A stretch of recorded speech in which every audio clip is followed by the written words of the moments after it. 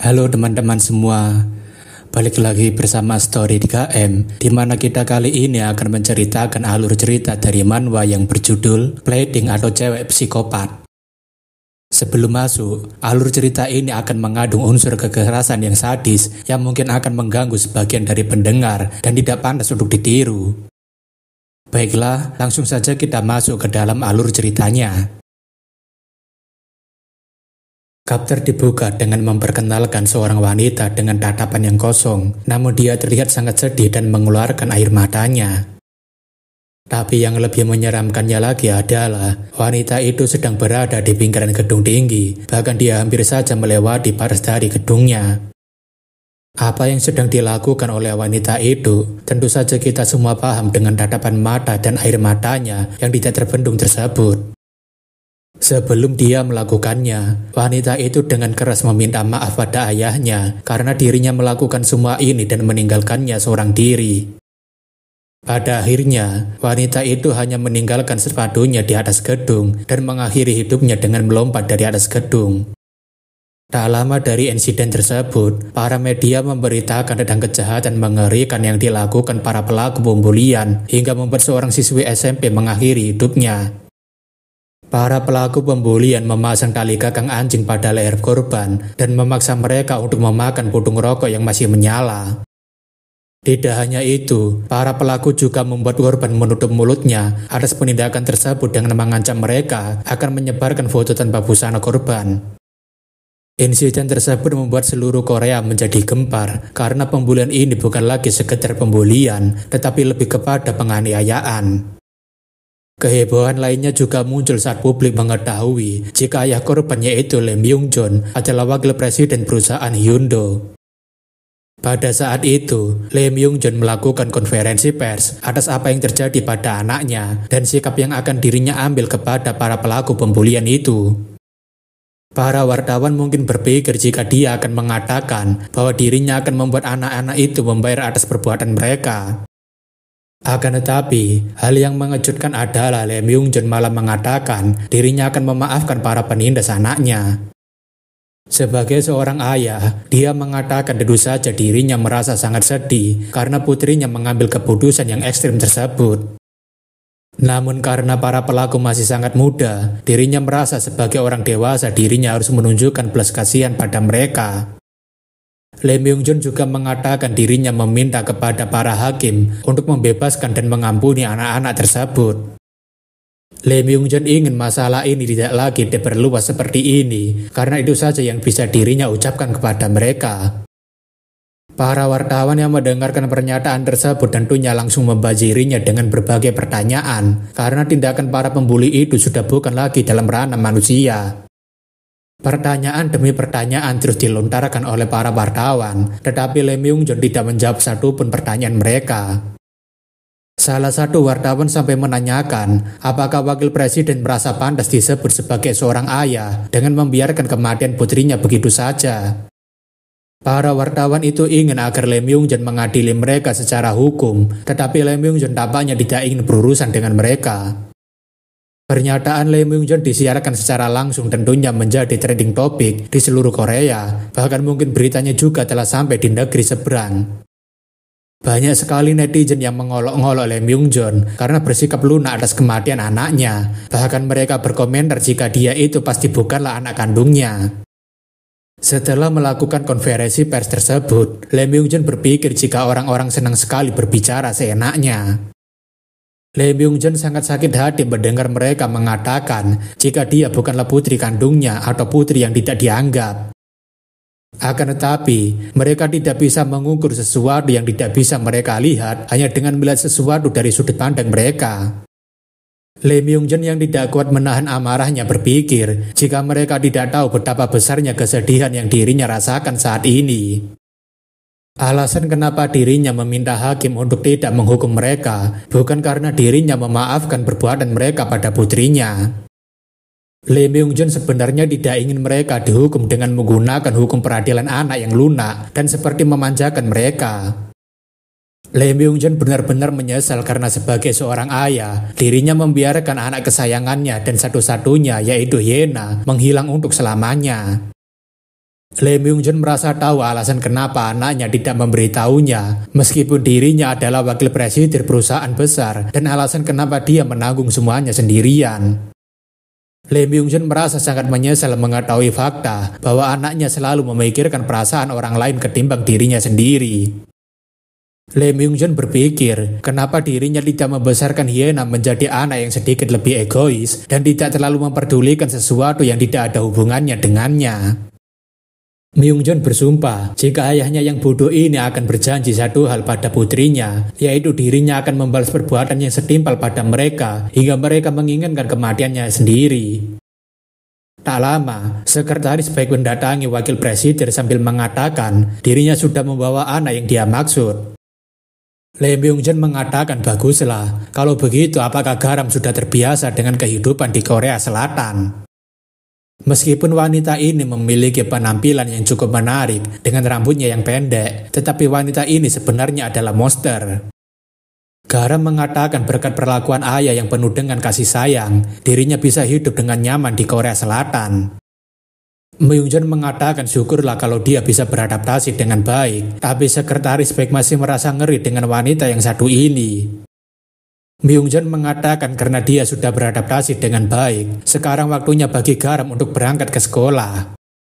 Sekretaris baik yang terkejut tentunya bertanya apakah Pak Wakil serius jika ingin mengirimnya ke sekolah sekarang, padahal mereka masih belum bisa menstabilkannya. Garam menanyakan apakah ayah serius jika orang seperti dirinya bisa bersekolah di Korea Selatan, dan itu malah membuat sekretaris baik menjadi merinding. Myung-jun mengatakan tentu saja boleh, karena ini adalah negara demokrasi, dan sekretaris baik mengatakan agar Pak Wakil Presiden memikirkannya ini kembali. Myung-jun mengatakan apapun yang dia katakan, dirinya akan tetap memberangkatkan anak ini ke sekolah, karena setidaknya pekerjaannya akan membutuhkan waktu sampai setengah tahun. Myung-jun mengatakan bukankah ini sudah waktunya bagi Garam juga untuk mendapatkan teman baru setelah dia pergi meninggalkan kampung halamannya. Garam mengatakan kenapa ayah suka bertele-tele sekali berbicaranya, padahal ayah bisa langsung saja berbicara ke intinya. Garam menanyakan bukankah yang sedang dimaksud oleh ayah bukanlah seorang teman, melainkan seseorang untuk dijadikan mainannya. Seperti yang sudah dikatakan oleh sekretaris, Myung-jun juga waspada dengan sikap Garam yang sulit untuk dikendalikan meskipun dia patuh pada perintahnya. Akhir Mei tahun berikutnya, kita masuk ke dalam sekolah SMA Wonro. Singkatnya, mungkin ini adalah tahun pelajaran baru dan siswa baru. Tentu saja, sudah menjadi hal yang klasik jika di setiap sekolahan, pasti akan ada yang namanya para pembuli yang mencari korban untuk dibuli. Eun-jin mengatakan mungkin sebaiknya mereka menambahkan protein dari rambutnya agar susunya semakin berkhasiat. Eun-jin mengatakan minumlah susu segar ini karena dirinya sudah bersusah payah membuatkannya ini untuknya. Wanita itu mengatakan bukankah ini berbahaya karena susunya juga sudah melewati tanggal kadaluarsa yang sudah 1 bulan yang lalu. Selain itu, dirinya tidak bisa meminumnya karena susunya sudah dicampur dengan berbagai hewan dan juga rambutnya. Wanita itu tentunya ingin muntah tanpa perlu meminumnya, tapi Eun-jin masih memaksanya untuk minum dan muntah saja belakangan. Wanita itu memohon agar Eun-jin tidak melakukan ini padanya karena susunya sudah kadaluarsa dan tidak baik untuk diminum. Eun-jin mengatakan jangan membuat alasan, padahal keju adalah susu yang sudah basi dan lebih bergizi daripada susu biasa. Eun-jin mengatakan apakah dia akan memahami perkataannya jika dirinya memotong habis rambutnya dan wanita itu mengatakan dirinya akan meminumnya. Akan tetapi, Eun-jin tetap saja memotong rambut wanita itu dan para siswi lainnya hanya bisa menonton tanpa melakukan apapun. Mereka mengatakan bukankah ini sudah keterlaluan, bahkan dia tidak mendapatkan hukuman apapun setelah membunuh putri konglomerat. Song Eun-jin, 15 tahun, pelaku A yang dituduh melakukan penindasan khusus kepada putri wakil presiden Lee Myung-jun di sekolah. Siswi itu menanyakan apakah semua ini masuk akal, tapi siswi lainnya mengatakan tanya saja pada anak-anak SMP Saeyo. Mereka juga membicarakan jika Eun-jin berani melakukan sesuatu seperti ini karena dia juga dibackingi oleh kakaknya yang merupakan preman sekolah. Para siswi juga ingin tahu apakah mereka berdua adalah anaknya seorang anggota DPR sampai berani melakukan sesuatu seperti ini, tapi mereka tidak ingin berurusan dengan mereka. Eunjin dan gengnya terus membuat keributan karena setelah memaksa wanita yang dibully meminum susu basi, mereka malah tertawa sampai membuat ketua kelas terganggu. Namun tak lama, seorang guru datang dan membuat suasana kelasnya menjadi tenang dan kembali ke tempat duduknya mereka masing-masing. Eunjin menanyakan kenapa wali kelas datang lebih cepat dan Eunjin menyuruh mereka menyembunyikan susu basinya. Eunjin mengatakan jika Jian membicarakan tentang susu basi itu kepada wali kelas, dirinya akan menyebarkan foto telanjangnya ke semua orang dan itu membuat Jian hanya bisa diam. Wali kelas memperkenalkan jika hari ini ada seorang murid pindahan dan dia adalah pembelot dari Korea Utara. Wali kelas mengatakan dirinya harap mereka bisa menjaga murid baru ini dan ia mengatakan agar murid pindahan memperkenalkan dirinya sekarang. Garam tentunya memperkenalkan dirinya sebagai Yeon Garam yang berasal dari Korea Utara dan kabur ke Korea Selatan. Garam mengatakan dirinya menantikan pertemuannya dengan anak-anak Korea Selatan dan dirinya berharap bantuan dari mereka. Di sisi lain, sekretaris ingin agar Pak Wakil segera menarik kembali Garam karena ini masih belum terlambat. Sekretaris baik mengatakan ketika dirinya mengirim kembali orang itu ke Korea Utara dari lembaga pembinaan anak khusus, dia menganggap lulusan itu dengan sungguh-sungguh. Myung-jun menanyakan apakah sekretaris baik mengetahui alasan apa hingga dirinya mengadopsi seorang putri seperti dia, dan sekretaris baik mengatakan apa maksudnya. Myung-jun mengatakan dirinya tidak mungkin menjadikan orang itu sebagai putri angkatnya karena dirinya hanya sedang mempekerjakan seekor anjing pemburu.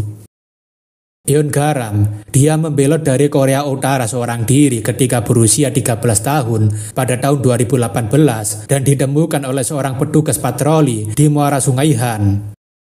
Garam mengalami kerusakan pengapatan pada lobus frontal karena eksperimen biologis yang dilakukan oleh otoritas Korea Utara. Hasil dari tes CAAP, para ahli memutuskan jika dia adalah seorang psikopat, di mana ciri khususnya tidak bisa merasakan rasa sakit dan malu. Noda darah pada baju yang dia kenakan untuk membelot dari Korea Utara terlihat sangat mencurigakan dan dilakukan uji forensik untuk mengetahuinya. Rupanya selama proses pelariannya, Garam mengatakan bahwa dirinya sudah membunuh ayahnya sendiri dan total pembunuhan yang dia lakukan adalah sebanyak 13 orang. Hasil tes yang telah dilakukan pada noda baju tersebut juga menunjukkan hasil yang sama jika telah ditemukan jumlah 13 DNA berbeda dan sesuai dengan pernyataannya. Garam akhirnya dikirim ke lembaga pembinaan khusus anak selama 2 tahun karena menurut hukum dia masih berada di bawah umur. Akan tetapi, dia masih memiliki kecenderungan untuk menyerang lawan dengan ekstrim dan kepribadian yang sadis. Selain itu, dia juga memiliki kemampuan fisik yang luar biasa, bahkan berada di luar batas pemahaman manusia. Karena alasan di atas, Dewan Peninjauan Perlindungan Anak meminta agar Kemenkumham mengeluarkan perintah pengawasan dan perlindungan. Perintah itu bukan untuk membuat Garam dilindungi, tetapi agar Garam tidak membuat masalah yang serius ketika dia sudah dewasa, bahkan setelah dia dibebaskan dari penjara. Eunjun layaknya preman mengatakan ini sungguh menarik karena ada mainan baru yang bisa dirinya mainkan. Eunjun mengatakan jika seorang jalang yang terlihat menarik dan manis ini sudah masuk ke dalam kelasnya, jadi dia harus menjadi miliknya. Namun sungguh sayang, Eunjun tidak tahu jika wanita yang berada di depannya ini adalah awal mula dari ketidakberuntungannya karena dialah sosok wanita monster yang sebenarnya. Beberapa orang di kelas sebelah, lebih tepatnya kelas para cowok, mereka mengatakan jika ada murid pindahan yang merupakan pembelot dari Korea Utara. Mereka semua tentunya sangat heboh karena katanya wanita yang datang itu sangat cantik, bahkan dia terlihat sangat manis. Melihat jika ada wanita yang sedang dikelilingi wanita lainnya, mereka rasa jika rumor soal wanita cantik asal Korea Utara itu memang benar adanya. Para siswi tentunya kesal karena siswa lelaki langsung mendatangi kelas mereka ketika mendengar ada wanita cantik yang pindah kemari. Para siswi yang ingin mengenal Garam menanyakan apakah Garam sudah belajar bahasa Korea Selatan sebelumnya, bahkan dia tidak terlihat seperti orang Korea Utara. Mereka penasaran dari mana Garam belajar bahasa Korea Selatan, dan Garam mengatakan dirinya sering menonton drama Korea Selatan, jadi dirinya lumayan terbiasa. Siswi itu menanyakan apakah Garam bisa memperkenalkan dirinya menggunakan bahasa dari Korea Utara. Garam tentunya menunjukkan perkenalan dirinya lagi menggunakan bahasa Korea Utara, dan para siswi yang melihat Garam merasa jika dia sangatlah imut. Di sisi lain, Jian merasa suasananya menjadi sangat berisik karena murid pindahan sekarang duduk di sebelahnya. Jian berpikir mungkin dirinya bisa melewati jam istirahat dengan tenang tanpa adanya masalah yang mengganggunya. Tak dapat dipungkiri, Jian juga merasa iri pada Garam karena dirinya juga ingin tertawa seperti mereka tanpa perlu khawatir. Jian berpikir, andai saja dirinya secantik dan sepopuler Garam, mungkin siswi lainnya juga akan mulai akrab dengannya. Namun tak lama, Eunjun datang bersama gengnya dengan wajahnya yang jelek sambil mengatakan apa yang sedang mereka bicarakan sampai seramai ini. Jian merasa ini sungguh gawat karena Eunjun malah datang kemari ketika dirinya berpikir bisa melewati jam istirahat dengan tenang. Eunjun dengan santainya datang sambil mengatakan selamat datang di Korea Selatan. Eunjun mengatakan kenapa Garam memotong rambutnya sangat pendek sekali seperti seorang lelaki, bahkan dirinya merasa jika dia ini adalah seorang lelaki yang tampan. Eunjun mengatakan dirinya ingin berteman dengannya, jadi apakah dia mau bergabung dengan kelompoknya? Jian berpikir apa yang harus dirinya lakukan, karena Eunjun pasti mengajaknya untuk masuk agar dia bisa membulinya. Jian tidak bisa membayangkan pembulian seperti apa yang akan dilakukan Eunjun pada murid pindahan, terlebih dia adalah psikopat pembuli. Jian berpikir jika murid pindahan ini terlihat polos, tapi apakah dia akan baik-baik saja jika dia bersama dengan para pembuli itu? Song Eunjin, dia adalah seorang putri sulung dari CEO perusahaan perdagangan Newon, dan dia juga adalah target pertama dari Garam. Garam mengatakan kenapa wajah anak itu sangat jelek sekali, malah bagian pantatnya lebih bagus jika dibandingkan dengan mukanya. Garam menanyakan kenapa kakak Baik menatapnya seperti itu, dan Baik mengatakan dirinya akan menjelaskan tentang aktivitas Eunjin di masa lalu. Di buku harian yang ditulis oleh Nona, dia adalah target yang paling sering memukulinya dan menendang perut Nona Yena berulang kali. Satu hal yang perlu diperhatikan adalah Song Eunjin adalah orang yang menjadi biang keladi penindasan dengan tali kekang anjing. Meski tingkat penindasannya paling lemah di antara para pelaku, tapi tidak diragukan lagi bahwa dia adalah orang jahat yang berperan aktif dalam penindasan. Dari 4 sekolah yang akan menjadi target Garam, SMA Wondro adalah satu-satunya sekolah yang berlokasi di Seoul. Berkat itu pula mereka bisa secepatnya mengurus perpindahan sekolah Garam dan menempatkannya bersama dengan Eunjin.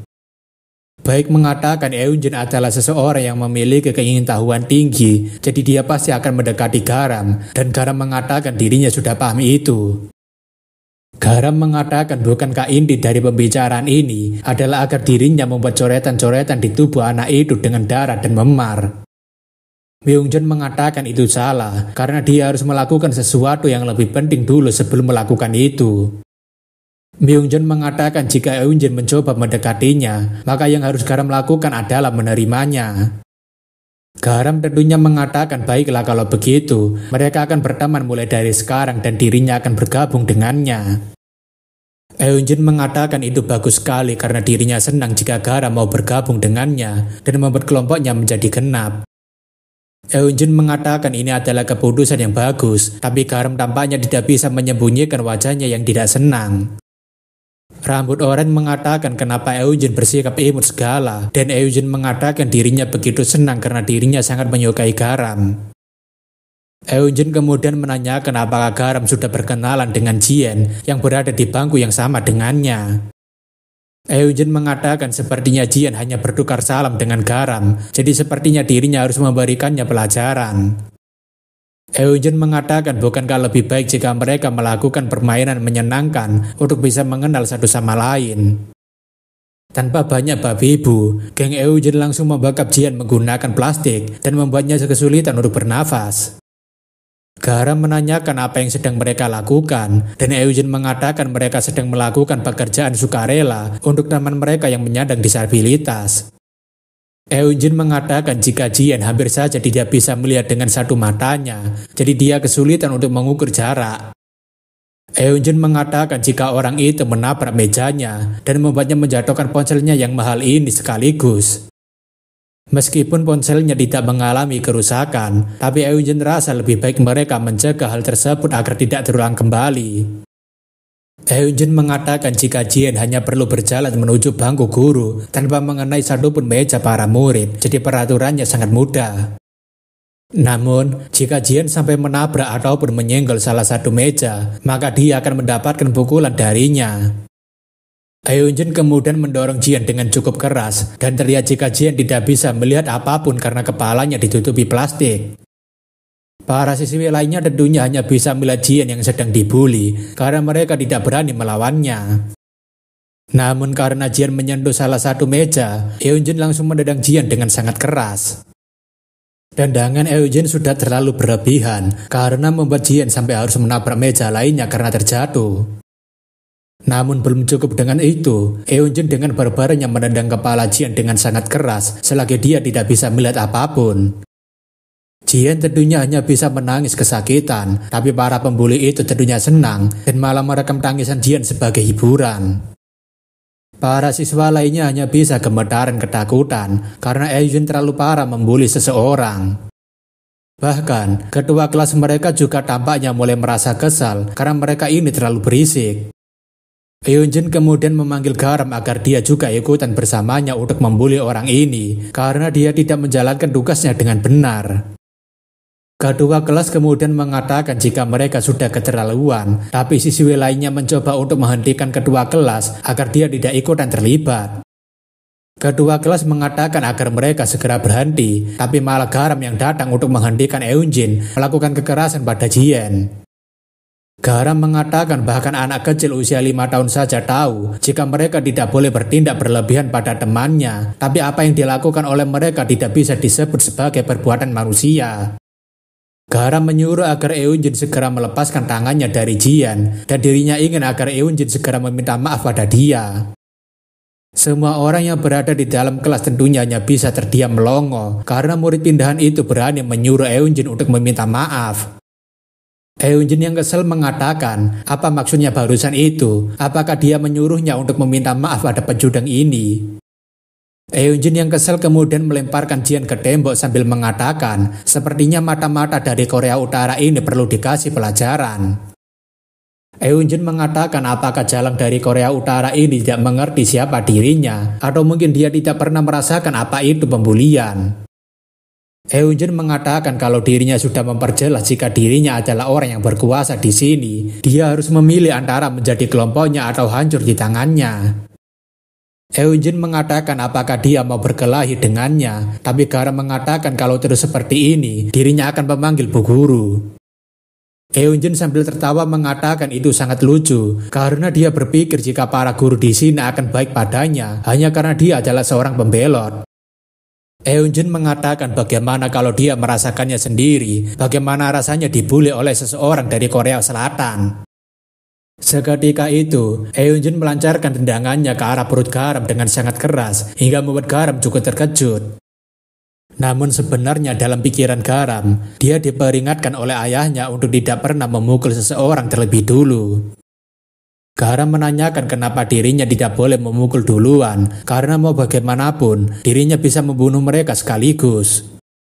Garam menanyakan apakah memukul mereka duluan atau tidak adalah hal yang penting, dan Eunjin mengatakan bukankah dia akan merasa bosan dengan permainan yang berakhir dengan sekejap. Eunjin mengatakan ide rencana ini adalah untuk menciptakan lingkungan di mana Eunjin akan disiksa dalam waktu yang lama. Eunjin memberitahu jika lokasinya sudah ditentukan, dan yang tersisa hanyalah pembenaran untuk mengirim Eunjin ke sana. Oleh karena itu, Garam dilarang untuk melakukan kekacauan apalagi kekerasan di dalam sekolah selama mereka masih melakukan persiapan. Saat Eunjin mendekatinya, Garam harus berpura-pura polos menyambutnya dengan baik, tapi saat dia melihat ketidakadilan, dia harus melawan tanpa menggunakan kekerasan. Eunjin ingin agar Garam bertindak ketika mereka memiliki pembenaran atas tindakannya, bahkan Korea Utara juga memiliki kata-kata seperti itu. Garam mengatakan bagaimana jika dirinya tidak bisa menahan untuk tidak menghajarnya dan malah keterusan menghajar mereka sampai mati. Myungjun mengatakan jika dia memang sudah tidak tahan dengan perlakuannya, maka dirinya mengizinkannya untuk memukulnya sekali. Myungjun mengatakan biarkan semua orang melihat Garam dipukul di depan banyak orang dan jangan menahan atau menangkis serangannya. Baru setelah itu, dirinya akan membiarkan apa yang ingin Garam lakukan setelahnya karena dia sudah menahannya. Lagi pula dia ini tidak bisa merasakan sakit ataupun malu. Sambil tersenyum, Garam berpikir Eugene sudah menendangnya sekali, jadi bukankah seharusnya dirinya juga mendapatkan gilirannya?